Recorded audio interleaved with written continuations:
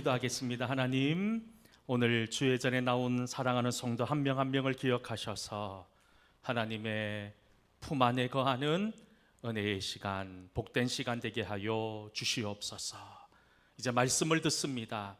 선포되어지는 말씀이 나에게 주시는 말씀임을 깨달아 말씀에 아멘하며 말씀의 이끌림을 받고 순종하는 온전한 믿음의 성도 되게 하여 주시옵소서. 감사드리며 예수님 이름으로 기도하옵나이다. 아멘. 할렐루야. 우리 옆에 분 바라보면서 이렇게 한번 축복하며 인사합시다. 더 많이 사랑하지 못해 죄송합니다. 그럼 한마디 더 해야겠죠. 이제 더 사랑하겠습니다. 저는 우리 교회가 늘 사랑으로 가득한 그런 사랑의 공동체 될 수 있기를 주의 이름으로 간절히 축원합니다. 히브리 성경을 보면 거의 대부분의 책의 제목이 그 책의 가장 첫 구절을 따서 부를 경우들이 많이 있습니다. 오늘 우리가 잠언 말씀을 함께 읽었는데요, 이 잠언 말씀 또한 히브리어 제목이 어떻게 되냐면 미셸의 샬로모라고 합니다. 한국말로 하면 솔로몬의 잠언이라는 뜻이지요. 31장으로 이루어져 있는 이 잠언은 지혜의 왕으로 알려져 있는 솔로몬이 기록한 것으로 알고 있습니다. 그런데 이 31장 모두를 솔로몬이 기록한 것은 아닙니다. 30장은 아구리, 그 31장은 르무엘 왕의 어머니가 르무엘을 훈계하며 쓴 내용이고, 또 22장부터 24장까지는 그 저자를 알 수 없는 무명의 잠언입니다. 하지만 거의 대부분의 잠언을 솔로몬이 기록하고 있는데, 우리는 이 잠언을 통해서 우리가 이 세상을 살아가는 데 필요한 지혜, 그리고 어떻게 하면 후회하지 않고 어떻게 하면 영원히 복된 삶을 살 수 있는지 그 지혜를 잠언서의 말씀을 통해서 얻을 수 있습니다. 그래서 많은 분들이 이 31장으로 되어 있는 잠언의 말씀을 하루에 한 장씩 읽으면서 지혜로운 삶을 배우려고 애쓰고 있기도 하지요. 여러분들은 솔로몬 왕 하면 가장 먼저 떠오르는 이미지가 무엇입니까? 많은 분들이 솔로몬 하면 가장 먼저 지혜의 왕으로 생각하십니다. 하나님이 솔로몬에게 오셔서 내가 너에게 무엇을 해주길 원하느냐라고 물을 때 솔로몬이 하나님께 이렇게 얘기합니다. 하나님, 저에게는 지혜가 부족합니다. 능력이 부족합니다. 백성들을 잘 통치할 수 있는 지혜와 지식을 허락해 달라 기도했고, 하나님은 그에게 지혜를 선물로 주셨습니다. 그리고 여러분, 두 번째, 아마 솔로몬 하면 다들 성전 건축을 생각하실 겁니다. 아버지 다윗이 그토록 이루고 싶은 성전의 공사를 이루지 못한 채 솔로몬이 그 아버지의 유업을 이어 성전을 건축하게 됩니다. 어떤 신학자는 이 잠언의 이야기를 토대로 무엇을 말씀하냐면, 성전이 하나님의 존재, 하나님의 나라를 상징하는 것처럼 이 잠언은 우리가 하나님의 나라를 만들어 나가는 데 있어서, 하나님의 천국을 만들어 나가는 데 있어서 필요한 여러분 영적 지혜가 담겨 있는 책이다라고 말하고 있기도 합니다. 그러니 여러분, 단순히 잠언은 세상의 지혜를 얻고 세상을 살아가기 위한 지식을 얻는 그런 일반적인 책이 아니라 우리 가정과 교회와 이 세상 속에서 하나님 나라를 만들어 나가기 위한 지식과 지혜가 담겨 있는 책이라는 사실을 우리는 잊지 말아야 합니다. 그러니 여러분, 우리가 이 잠언을 읽을 때 함께 우리 특별히 오늘 잠언 말씀으로 말씀을 듣게 될 터인데, 이 말씀을 통해서 혹여나 여러분들의 인생 가운데 무너진 하나님의 나라가 없는지를 잘 돌아보시고, 다시 한번 무너진 곳이 있다면 말씀으로 그 무너진 곳을 새롭게 세울 수 있는 귀한 믿음의 성도들이 다 될 수 있기를 주의 이름으로 간절히 축원합니다. 교회 리모델링을 앞두고 계속해서 하나님이 디자인하는 교회라는 주제를 가지고 시리즈 설교를 이어가고 있습니다. 계속 드리는 말씀이지만 교회 리모델링, 눈에 보이는 외적인 리모델링도 중요하지만 하나님을 향한 우리의 믿음과 우리의 삶의 태도 또한 새롭게 변화되고 리모델링 되어야 한다는 거예요. 우리는 이 일을 통해서 기도하는 성도로, 헌신하고 봉사하는 성도로 직분에 어울리는 모습으로, 그리고 모든 사람들에게 본이 되는 건강한 믿음의 성숙을 이룰 수 있는 은혜가 우리 속에 있어야 한다는 거예요. 그런데 그게 참 어려운 것 같아요. 예전의 모습을 버리고 새로운 것으로 변화되고 하나님이 원하시는 믿음의 사람으로 거듭난다는 것이 말처럼 그렇게 쉬운 일은 아닌 것 같아요. 다른 사람 이야기하지 않더라도 저를 보더라도 그래요.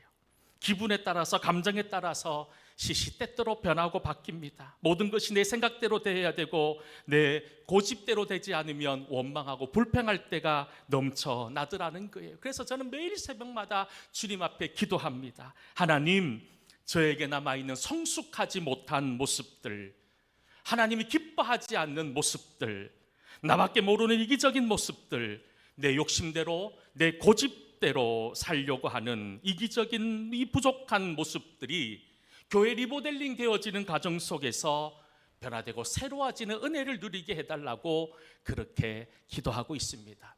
이 기도는 저만을 위한 기도가 아니라 우리 모두도 이 일을 위해서 함께 기도해야 되지 않겠습니까? 이 교회 리모델링을 통해서 내 인생의 주인을 지금까지 나로 삼고 살았던 사람이 있다면 하나님으로 내 인생의 주인을 바꾸셔야 되는 거예요. 내 생각을 주님의 생각으로, 내 인생의 목적을 주님의 목적으로 변화시키고 새롭게 해야 되는 거예요. 그리고 내 인생의 욕심이 주님을 향한 소망으로 새로워지는 은혜를 통해서 여러분, 나중 영광이 이전 영광보다 훨씬 더 큰 복된 우리 동성교회가 될 수 있기를 주의 이름으로 간절히 축원합니다. 오늘 하나님이 디자인하는 교회 5번째 시간입니다. 특별히 오늘 이 5번째 말씀을 통해서 우리 모두가 하나님을 신뢰하는 법, 하나님을 신뢰하는 자가 누리는 복이 무엇인지를 함께 나누어 보려고 합니다.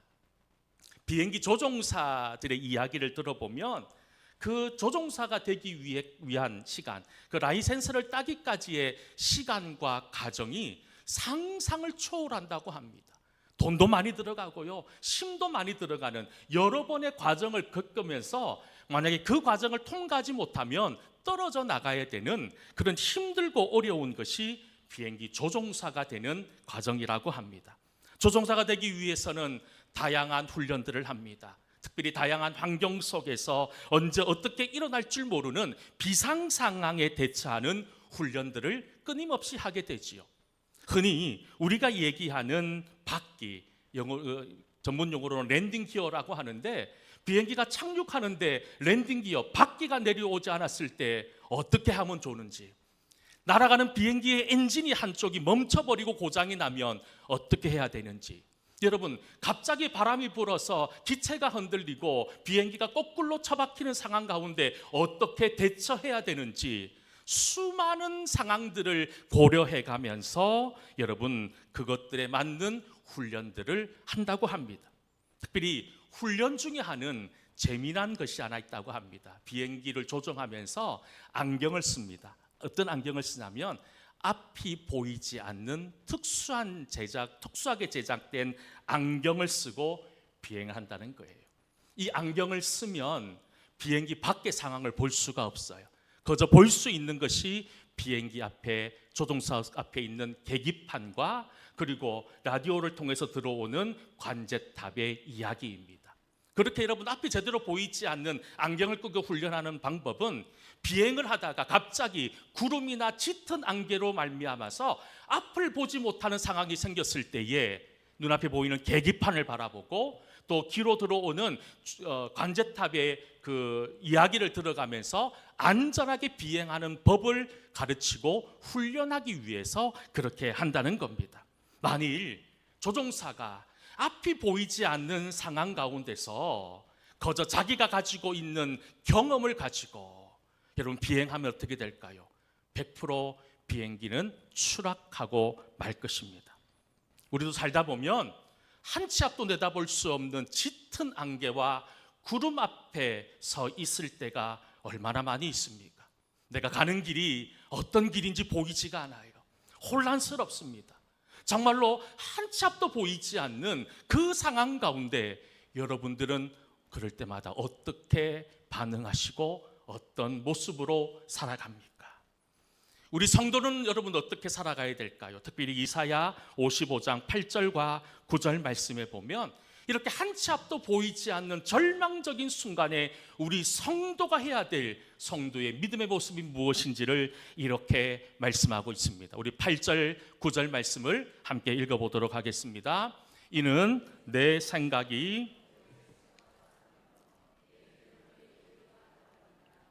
여호와의 말씀이니라.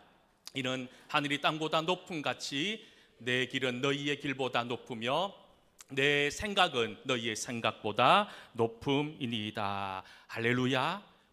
무엇을 말하고 있습니까? 우리의 생각, 우리의 경험, 상식 아무 의미도 없다는 거예요. 인생의 답답한 현실 속에서 우리가 소망하고 있어야 되는 것은 하나님밖에 없다는 거예요. 하나님께 기도하면서 길을 묻고 하나님께 기도하면서 답을 찾아 나가는 것, 이것이 성도라고 하는 사실을 우리에게 말씀하고 있다는 거예요. 우리 예수님 마지막 겟셋마네 동산에서 피땀 피 흘리며 기도하실 때 이 잔을 내게서 옮겨 달라라고 기도했습니다. 사도 바울도 하나님 앞에 기도했습니다. 자신에게 있는 육신의 가시를 없애달라고 3번 기도했다고 성경은 말합니다. 근데 여러분, 여기서 말하는 3번은 횟수로 1번, 2번, 3번 기도했다는 의미가 아니라 마치 예수님께서 겟셋마네 동산에서 땀방울이 핏방울 되는 것처럼 간절한 마음으로 목숨 건 투쟁과 같은 기도를 했다는 것이 3번 기도했다는 거예요. 우리도 그렇잖아요. 우리 인생의 어려운 가운데 하나님 앞에 기도할 때가 있습니다. 자녀의 문제와 건강의 문제와 물질의 문제를 가지고 하나님 앞에 매달려 기도할 때가 있지 않습니까? 그리고 우리는 내가 원하는 결과를 얻기를 원합니다.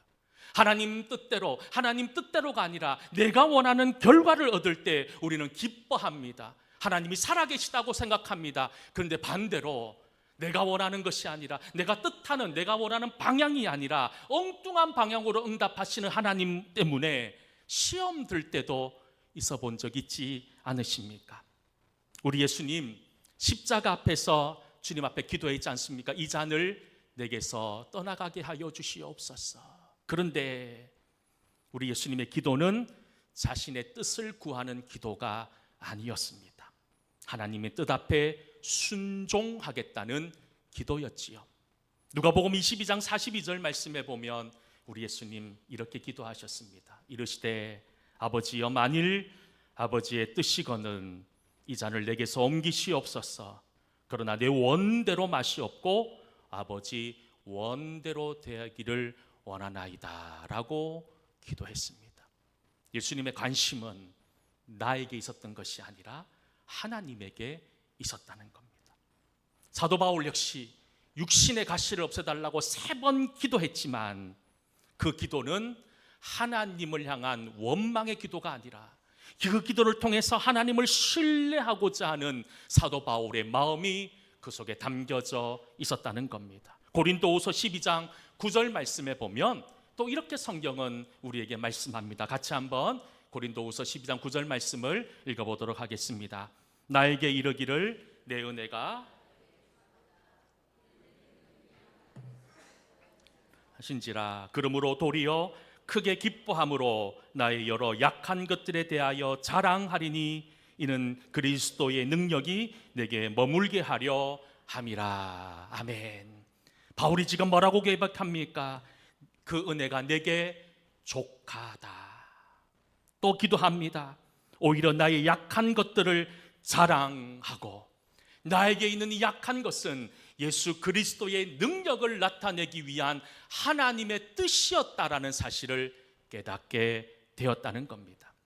여러분, 내게 여전히 육체의 가시가 남아서 나를 넘어지게 하는 그 절망적인 순간 속에서도 그 은혜가 내게 족합니다라고 고백했던 사도 바울의 그 마음 속에 그는 하나님을 끝까지 신뢰했던 신뢰의 믿음이 그 속에 있었다는 겁니다. 여러분, 하나님 앞에서 온전함이란 무엇일까요? 내가 원하는 것, 내 뜻대로, 내가 바라는 대로 되는 것이 아니라 하나님의 계획과 하나님의 방법대로 이루어지는 그때 우리는 온전함이라고 하는 말을 쓸 수 있다는 겁니다. 우리가 함께 읽은 잠언 3장 5절 말씀에서도 지혜의 왕인 솔로몬은 이렇게 말하고 있습니다. 우리 3장 5절 말씀을 함께 읽어보겠습니다.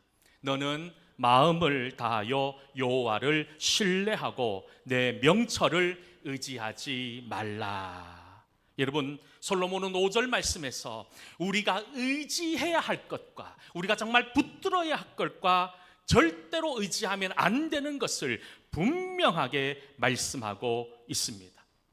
먼저 솔로몬은 우리가 의지하지 말아야 될 것이 무엇이라고 말을 합니까?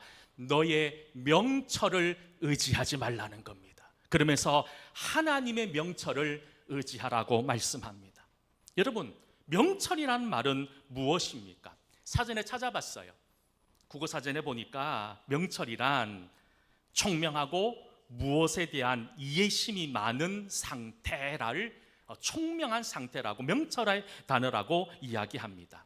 그런데 반대로 지금 솔로몬이 이야기하고 있는 너의 명철은 무엇을 얘기하냐면 너의 삶을 통해 축적된 경험이나 신념이나 배움을 통해 알게 된 지식을 가지고 나 아니면 안 된다고 하는, 하나님 없어도 내 힘으로 살 수 있다고 생각하는 그것을 내 명철, 그것을 의지하지 말라고 말하고 있습니다. 사람이 살면서 쌓여진 경험을 능가할 만한 지식은 이 세상에 아무것도 없습니다. 수많은 실패와 시행착오를 통해서 그 사람이 가지고 있는, 그 사람이 터득한 경험은 살아가는 데 있어서 큰 힘이 되고 능력이 되는 것은 분명합니다. 다른 사람이 경험하지 못한 경험을 가지고 있다는 것은 그 사람의 삶을 더 풍성하게 할 수 있는 가능성이 있다는 겁니다. 그런데 저는 이 말씀을 보면서 요즘 절실히 깨닫고 있는 의미가 뭐냐 하면, 저는 사실 오래전이지만 이스라엘에서 오랫동안 살았었습니다. 그때 사실 이스라엘뿐만 아니라 성경의 배경이 되는 요즘 말로 하면 이집트나 요르단이나 터키나 그리스 지역 모든 곳을 거의 안 가본 곳이 없을 정도로 다 돌아보고 그곳에서 오랫동안 지냈던 사람이었습니다. 그래서 주변에 한 10여일 남짓 성지순례 다녀오신 분들의 이야기를 들어보면 제가 경험했던 거는 비교할 수 없을 만큼 그냥 수박 겉핥기식으로 돌아보고 돌아왔다는 생각을 오랫동안 가지고 있었습니다. 그리고 제가 가지고 있는 이 경험은 늘 말씀을 준비하는데 큰 자산이 되고 또 큰 저의 어떤 나름대로의 중요한 말씀의 아주 토대가 되는 그런 귀한 경험이었지요. 그런데 갑자기 그런 생각이 들었습니다. 제가 25년 전에 경험했던 그때의 경험이 오히려 말씀을 읽는데 독이 될 수 있겠다라는 생각을 해보게 됩니다. 최근에 주변의 목사님들 중에서 성지순례를 다녀오신 분들이 여러 분 계셔요. 또 그분들하고 만나서 이런저런 이야기를 해보면 25년 전에 제가 있었던 그때의 상황과 지금의 모습이 완전히 다르더라는 거예요. 그분이 최근에 보고 온 성지의 상황과 제가 25년 전에 경험했던 상황이 맞지 않더라는 겁니다. 제가 가지고 있는 생각은 25년 전에 멈춰져 있었던 생각이었던 거예요. 그리고 저는 그 25년 전의 생각을 저의 큰 자산이라고 생각했는데 그게 아닐 수 있다는 생각이 불현듯 들었습니다. 그래서 그런 생각이 들었어요. 하나님, 조만간에 성지순례 다녀올 수 있게 해주십시오. 기도하고 있습니다. 그런 것 같아요. 솔로몬이 우리를 향해서 내 명철을 의지하지 말라라고 하면서 범사에 하나님을 인정하고 따를 것을 말하고 있습니다. 왜냐하면 우리가 가지고 있는 지식과 우리가 가지고 있는 경험은 절대로 절대적인 것이 될 수 없기 때문이죠. 분명한 한계가 있습니다. 시간이 지나고 정말로 내가 가지고 있는 생각이 달라질 수 있다는 사실을 우리는 잊지 말아야 된다는 거예요. 그리고 특별히 하나님을 신뢰하지 못한 채 나의 명철을 의지하는 사람은 하나님으로부터 멀어질 수밖에 없음을 솔로몬 우리에게 말씀하고 있습니다. 이스라엘 백성들을 한번 보십시오. 광야 40년의 시간을 보내었습니다. 애굽에서 430년 노예로 살다가 광야 40년 시간을 보내면서 그들은 여러분 그 어려운 시간들, 그 어려운 광야 40년의 시간을 보내면서 인생의 어려움을 어떻게 극복해 나가는지 수많은 노하우와 수많은 경험들이 축적되어져 있었을 겁니다. 그런데 그들이 여호수아와 함께 본격적으로 가나안 정복을 위해 요단강을 건너고 가장 처음 맞닥뜨린 여리고성은 그들이 가지고 있었던 경험과 그들이 가지고 있었던 어느 상식으로는 도저히 넘어갈 수 없는, 도저히 정복할 수 없는 그런 무지막지한 성이었다는 겁니다. 그런 말도 되지 않은 상황에서 그들이 가장 먼저 내려놓았던 것은 자신들의 광야 40년의 경험이었습니다. 그들이 40년 동안 가지고 있었던 지식들이었어요. 그리고 그것을 내려놓고 그들은 말도 되지 않는 하나님의 말씀에 순종함으로 하나님께서 여리고성을 무너뜨리는 기적을 우리에게 보여주지 않으셨습니까? 여호수아서 6장 2절부터 5절까지의 말씀은 그때의 상황을 이렇게 말씀하고 있습니다. 여호와께서 여호수아에게 이르시되 보라 내가 여리고와 그 왕과 용사들을 내 손에 넘겨주었으니 너희 모든 군사는 그 성을 둘러 성주위를 매일 한 번씩 돌되 엿새 동안을 그리하라. 제사장 7은 7 양각 나팔을 잡고 언약궤 앞에서 나아갈 것이요 7째 날에는 그 성을 7번 돌며 그 제사장들은 나팔을 불 것이며 제사장들이 양각 나팔을 길게 불고 그 나팔 소리가 너희에게 들릴 때에는 백성은 다 큰 소리로 외쳐 부를 것이라. 그리하면 그 성벽이 무너져 내리리니 백성은 각기 앞으로 올라갈지니라 하시매. 하나님의 말씀하신 방법이 무엇입니까? 그냥 성을 돌라는 거예요. 하루에 한 바퀴씩 6일 동안 돌고 마지막 7일째 7바퀴 돌라는 거예요. 그리고 마지막 7째 날에 나팔 소리가 들리면 고함치라는 거예요. 여러분 이게 세상의 상식으로, 세상의 경험으로, 세상의 이론으로 말도 되지 않는 그런 이야기 아닙니까? 그런데 여러분 이스라엘 백성들이 여리고성을 점령합니다. 하나님 말씀에 순종한 순종의 결과 아니었습니다. 그들은 자신의 명철을 의지하지 않았습니다. 자신이 가지고 있는 얄팍한 지식에 모든 것을 맡긴 것이 아니라 말도 되지 않는 인간의 상식과 논리적으로는 이해되지 않는 하나님의 말씀에 그들은 자신들의 인생을 내어놓았고 기적의 은혜를 맛볼 수 있었던 거지요.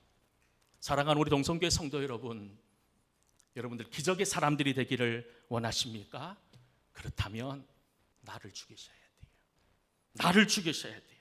어떤 상황이 찾아온다 하더라도 나를 앞세우는 사람이 아니라 기도를 통해 하나님의 마음을 알고 하나님 말씀에 순종하는 삶을 배울 때 우리는 기적의 사람이 될 수 있는 거예요. 기도는요, 더뎌 보입니다. 기도는 미련해 보입니다. 하지만 더뎌 보이고 미련해 보이는 기도가 가장 정확한 방법이고 가장 빠른 방법임을 잊지 않기를 간절히 소망합니다. 기도하지 않으면 위기가 찾아옵니다.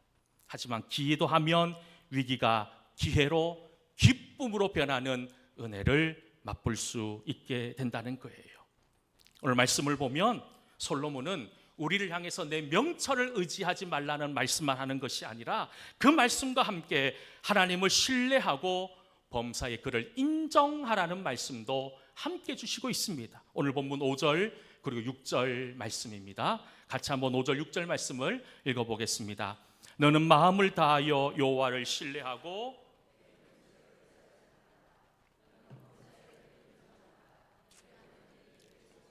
아멘. 솔로몬은 어떤 사람입니까? 수많은 전쟁을 치루었습니다. 그리고 그 어떤 왕도 누리지 못했던 엄청난 영토와 외국으로부터 여러 가지 여러분 그렇게 사람들로부터 존경받고 칭찬받는 그런 자리에까지 올라간 솔로몬은 우리를 향해 우리가 하나님을 신뢰해야 한다라고 말씀합니다. 그리고 하나님 한 분밖에 없음을 고백합니다. 여러분, 하나님은 변하지 않으시는 분입니다. 하나님은 영원 전부터 우리를 사랑하시고 우리를 인도하시는 분이십니다. 근데 여러분, 우리는 어떻습니까? 사람의 생각은 늘 감정에 따라 시시때때로 바뀌고 달라집니다. 오늘 가졌던 생각이 내일이면 바뀌고, 내가 지금 맞다고 생각했던 것들이 내일이면 틀린 것이 될 수 있지 않습니까? 사람은 늘 이랬다 저랬다 왔다 갔다 합니다. 하지만 하나님은 변하지 않으십니다. 하나님은 변함이 없으십니다. 야고보서 1장 17절에 우리 변하지 않는 하나님을 이렇게 말씀합니다. 온갖 좋은 은사와 온전한 선물이 다 위로부터 빛들의 아버지께로부터 내려오나니 그는 변함도 없으시고 회전하는 그림자도 없으시니라 라고 말씀합니다. 하나님 변함이 없습니다. 그리고 회전하는 그림자도 없다고 얘기합니다. 여러분, 그림자를 한번 상상해 보십시오. 해가 뜨는 방향에 따라 그림자는 늘 그 위치를 다르게 하지 않습니까? 그때그때 달라지는 하나님이 아니라는 거예요. 회전하는 그림자가 없는 하나님, 처음부터 영원까지 우리를 향한 하나님의 변함없는 모습을 성경은 이야기합니다. 그러니 우리의 삶의 뿌리는 어디에 두고 있어야 됩니까? 바로 변하지 않는 하나님에게 여러분들의 삶을 세워야 합니다. 변하지 않는 하나님에게 우리의 인생에 닻을 내리고 있어야 우리는 요동치지 아니합니다. 그럴 때 우리는 하나님의 나라를 이루어 갈 수 있지 않을까요? 그리고 오늘 본문 말씀을 보면 내 마음을 다하여 하나님을 신뢰하라는 말씀과 함께 그것도 모자라 범사에 하나님을 인정하라라고도 가르치고 있습니다. 하나님을 인정하는 삶이 무엇입니까? 필요할 때만 하나님을 찾는 게 아니에요. 인생에 문제가 있을 때만 하나님을 찾는 것이 아니라 언제든지 어떤 상황에든지 하나님을 찾는 사람이 되라라고 말하고 있지 않습니까? 여러분들은 지금 하나님을 인정하는 삶을 살고 있으십니까? 여러분, 특별히 오늘 하나님을 인정하는 삶, 하나님을 신뢰하는 사람에게 주시는 복을 6절 하반절에 뭐라고 말씀하고 있는 줄 아십니까? 그리하면 내 길을 지도해 주실 것이다 라고 말씀합니다. 지도한다는 말은 가르친다는 의미도 있지만 함께 가겠다는 의미도 있다는 거예요. 우리가 하나님을 신뢰하고 하나님을 의지하고 우리의 모든 것을 하나님 앞에 맡길 때 하나님이 우리를 책임져 주신다라고 하는 약속의 말씀을 오늘 우리에게 주셨습니다.